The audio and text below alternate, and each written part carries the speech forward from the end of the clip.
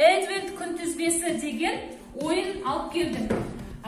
Сандар сөйлейді. Қараңдар бар. Әр қорапшада бізде сандар берілген. Өткен тақырыптар бойынша бұл жерде бізде тапсырмалар бар. Енді осы тапсырмаларды орындап біткен соң, ең соңында әр санды екінші жақта орналасқан сандарға 10 есе арттырған уақытта қандай сан шығады, соны тауып, естеміз ішін ашамыз. Сол жерде бізді әр қайсымызды не күтіп, сыйлық күтіп тұр. Айша, шауы? Бірінші яшық, я. Тиімді тәсілмен есептен.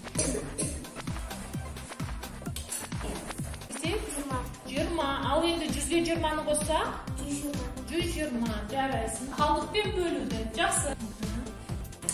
7-ден 15 алсақ. Кескелген тұрмады. Қай яшық тұтанады? Қалдықпен бөлу дұрыс орындалған ба? 80. Ата жақта қанша деп тұр? Қалдық дұрыс па? Қанша мұнда жауабы жасалды? Бөлуді қатырған жас. 5-ті 2-ге бөлсе қанша? 5 2-ге бөлінеді. Қанша бөлінеді? 4-ке. Ерназ, уайымдама, дұрыстап ойлан.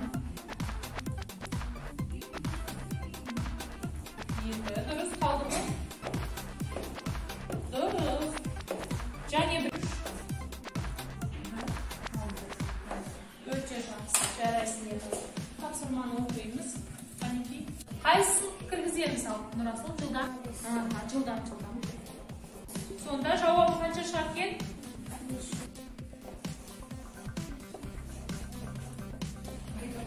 Дұрыс па балалар?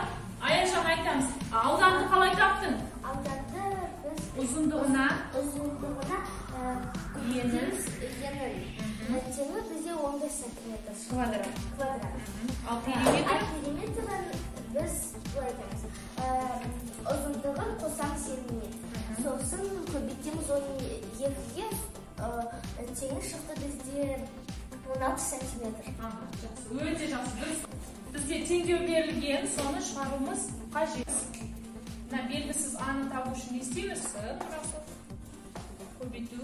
14 ашамыз, саған сыйлық бар оның ішінде.